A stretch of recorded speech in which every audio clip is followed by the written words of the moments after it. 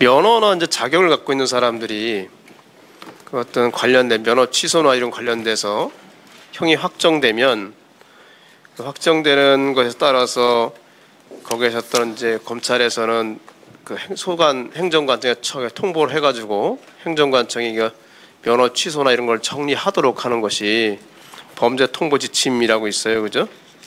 네, 그렇습니다. 그건 누가 담당하시나요? 직접 어느 부서에서 담당하시는 거예요, 이거? 대검에서는? 관리 지도 감독하는 거는? 일선청에서는 주로 이제 사건과에서 담당하기 때문에 일선청에서는 주로 사건과에서 일선청에서 통보하는데 예. 대검에서 지도 감독할 때 누가 담당하나요? 뭐 기획조정부하고 사무국에서. 2021년도 3월달에 감사원에서 대검에 이렇게 관련된 그 의사나 이제 약사 등의 의료인 등이 관련돼가 특히 해당 범죄가 확정되면 각 지청 지검에서 잘 통보하도록 대검에서 잘 지도 감독해라. 그러한 감사원 지적이 있었어요. 예, 2년 전에 감사원 실지감사에서 그런 지적을 받았습니다. 근데 2022년 1년이 지나고 난 다음에 2022년 12월에 감사에서 재감사를 했는데 보건복지부의 면허 취소 통보를 하지 않은 대상자가 32명이 확인됐어요. 32명에 대해서 확인을 다 하셨나요?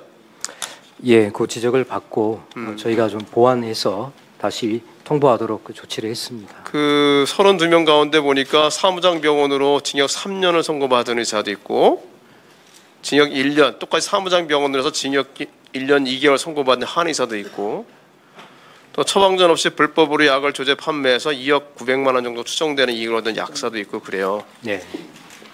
근데 이게 확정되고 난 다음에 통보를 하지 않는 바람에 이 사람들이 그대로 진료행위나 약국 영업행위를 했어요. 그죠? 그중에 한 사람 2021년도 11월 달에 징역 1년 2개월 선고받은 어떤 의사는 1년 이상을 유죄 확정 판결 받고 난 다음에도 고양시에서 의원을 계속 운영을 해가지고 한 달에 5천만 원 이상 수익을 얻었어요. 그래서 1년간 전부하면 7억 원 이상이 되는 게 있어요. 이렇게 왜 통보를 제대로 안 하고 있죠? 예, 감사원 지적사항을 저희가 겸허히 받아들이고 그리고 인허가 범죄에 대해서 앞으로 통보가 빠지지 않도록 하도록 일선청에 다시 정확하게 저희가 지시를 다시 왜 통보를 안 했는지 확인해 보셨습니까? 대검에서? 그거는 총장이 계실 때는 아닌 것 같은데 업무 처리가 좀 미숙한 것으로 그렇게 저희가 보고 있습니다. 단순히 미숙한 것 같아요? 뭐 저희는 그렇게 보고 32건이? 있습니다. 예. 이거 막대한 이익을 주는 거예요. 면허 취소 안 하고 그러면. 그러면 그동안의 그 이권이 굉장히 큰 거예요.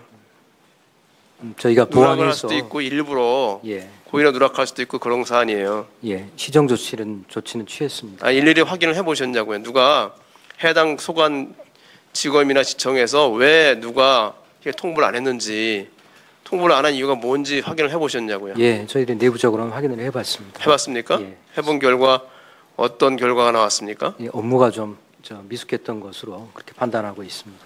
이런 경우도 있어요. 서울 북부지검 사안인데 보건복지부가 아니라 구청에 통보를 했어요. 사무장병원 한의사에 대해서. 구청에서는 이거를 뭐 보니까 이게 보건소 관할이구나 해서 보건소에 넘겼어요. 보건소에서 그러니까 이게 다른 게 예전 이 문제가 아니라 다른 거 옛날에 이제 걸린 거 이거 문제인가 보다 해가지고 면허 정지를 하고 자격 정지를 했어요. 자격 정지 했다고 그래가지고 통보를 해준 거예요.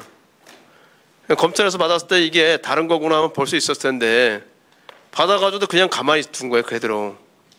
이때 잘못됐구나 해가지고 이때 다시 또 보건복지부에 통보를 해서 그것이 제대로 처리가 될 수 있도록 해줘야 되는데 이것도 그냥 둔 거예요. 그냥.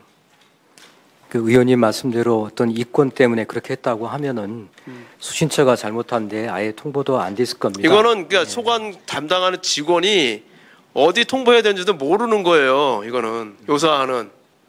그죠? 예. 그러니까 업무 제대로 미숙에 직원들이 대해서는 그것도 모르고 어디다 통보했는지 모르고 관리를 잘 안 되니까 예. 감사원 지적을 받고 난 다음에도 마찬가지로 됐고 그래서 감사원 지적을 받은 거는 문제가 뭐냐면 대검에서 각 지검하고 지청에 여기에 관련된 지도를 제대로 안 한 거예요. 이미 감사원 지적이 받았는데도 그대로 반복이 되고 방치된 걸 보면 대검에서 역할을 제대로 안 한 거라고요. 그 인허가 통보 대상이 이제 워낙 많은 점은 있습니다. 그렇지만 통보가 안 된 것은 저희가 부족한 부분이기 때문에 종전에 수기로 작성하던 인허가 관련 사건 범죄 통보를 저희가 그 이후에 아예 전산으로 사건 관련 시스템으로 개선을 완료를 했습니다. 완료했습니까? 언제 됐습니까? 이건 지난번에 그 감사원 두 번째 지적받고 난 다음에. 예, 그렇습니다. 그렇기 때문에 앞으로는 일단 전산으로 가기 때문에 시스템 개선이 이제는 됐다고 봅니다. 이제는 이제 어떤 사람들이 어떤 직원 담당자 하나가 의도적으로 누락하거나 예, 그러지 않을 수 있다는 얘기잖아요. 예, 그런 일이 없도록 하겠습니다. 그러니까 이게 생각해 보세요. 이게 굉장히 막대한 이권과 관련된 일이에요. 예, PPT 하나만 잠깐 띄워주시겠습니까?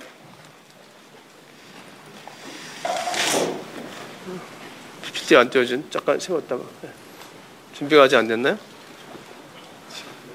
그러면 나중에 보충 질문할 때 할게요. 그 검찰이 가장 그 비난을 받는 것 중에 하나가 나중에 보충 질문할 때 하겠습니다. 가장 비난받는 것 중에 하나가 자기 식구 감싸기 하는 거라는 거는 잘 아시잖아요, 총장님들, 그죠? 이게 보면 이 징계를 보면 이게 특히 검찰도 그런 게 굉장히 좀 강하다는 생각이 들어요. 제가 법사에 있으면서 보면 검찰하고 감사원이 유독 자기 식구에 대해서 징계가 굉장히 관대해요. 2019년부터 23일 8월까지 보면 검사들에 대한 징계가 1년에 10건, 9건, 3건 이렇게 되어 있고 22년에 11건 이렇게 되어 있는데 특히 검사는 검사 징계법이 따로 있거든요. 네, 유독 검사만 검사 징계법 따로 있어요.